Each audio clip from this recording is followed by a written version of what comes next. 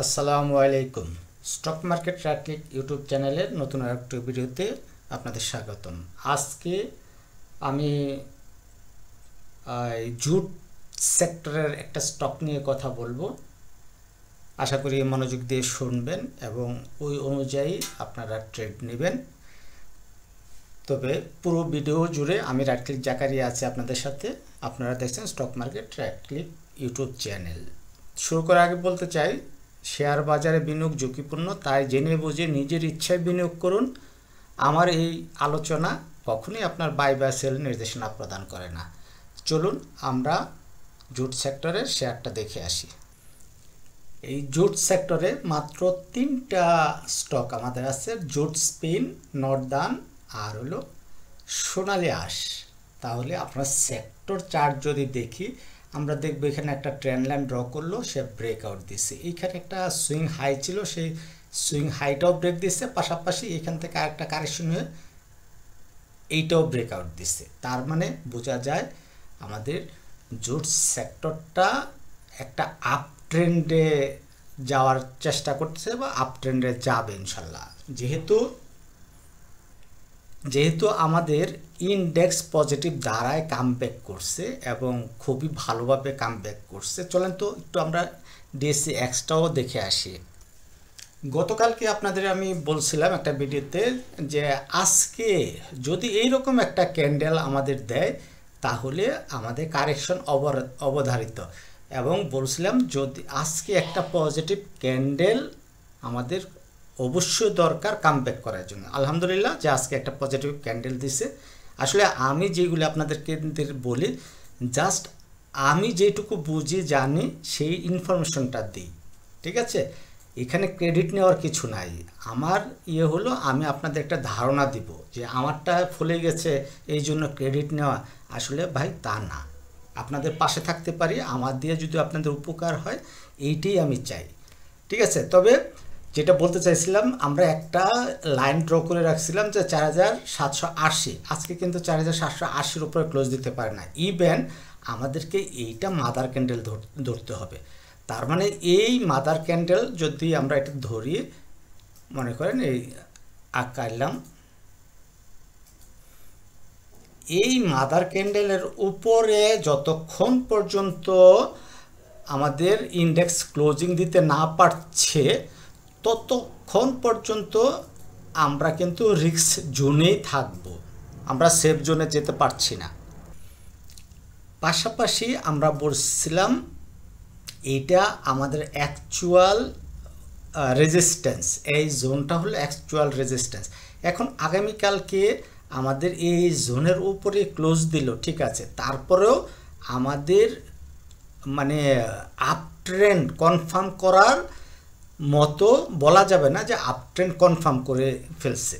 তাহলে কি বলা যাবে যে এই যে একটা আমাদের ভলিউমের একটা ধারা, সেই ধারাটা যেহেতু পজিটিভ, এখান থেকে যদি আমরা কাউন্ট করি এভাবে সে উঠছে, ঠিক আছে না? তাহলে আমরা বুঝবো, এভাবে আপনাদের দেখায়, যেহেতু এইটা আস্তে আস্তে সে ভলিউমটা গ্র্যাজুয়ালি সে বাড়ছে, তার মানে আমরা বলতে পারি যে ট্রেন্ড পজিটিভ। তাহলে এই ট্রেন্ড পজিটিভটা যদি আমাদের ভলিউমের পাশাপাশি গ্রিন ক্যান্ডেল দিয়ে যায়, তাহলে আমরা বলবো যে হ্যাঁ ভালো আছে। তবে এই যে 1 2 3 4 5 6 7 7টা 8টা ক্যান্ডেলের মধ্যে মাত্র 2টা লাল ক্যান্ডেল, আর এই রকম ভাবে যদি 2টা 3টা গ্রিন ক্যান্ডেল দেওয়ার পরে 1টা 2টা লাল ক্যান্ডেল দেয়, তাহলে এই ট্রেন্ডটা আরও বেশি মজবুত হবে, পাকাপোক্ত হবে, মানে পাওয়ার নিয়ে যাবে। তাহলে আমরা ধরে নিতে পারি আমাদের ইন্ডেক্স এইভাবেই উঠানামা করে আমাদের আগাবে। যাই হোক, এতক্ষণ ধৈর্য ধরে শোনার জন্য ধন্যবাদ। আমরা আজকে কথা বলবো সোনালী আঁশটা নিয়ে।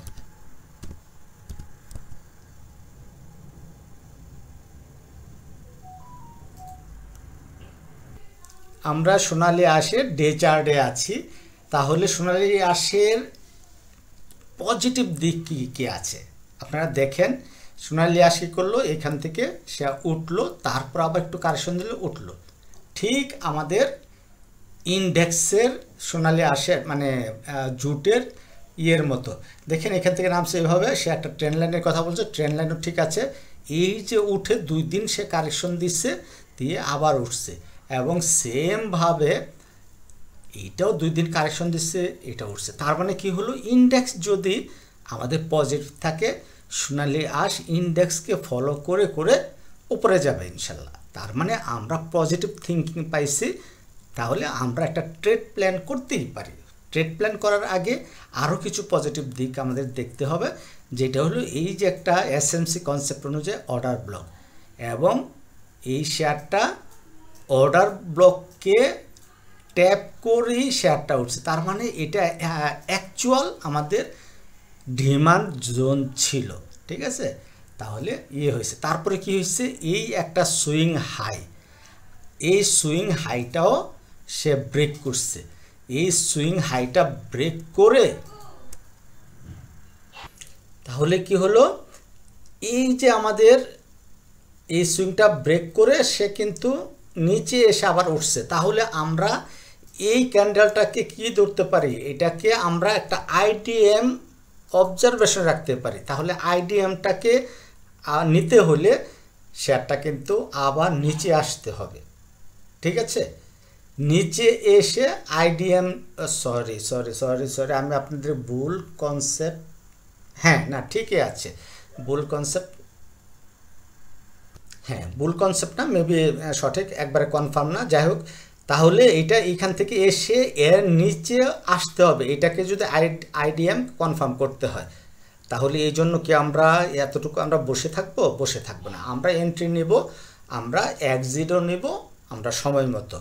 আমাদের এইটা একটা সাপ্লাই বা মানে প্রফিট টেকিং জোন হয়ে যেতে পারে। তার মানে আমাদের একটা আছে, কি আছে, একটা সামনে ব্যারিয়ার আছে।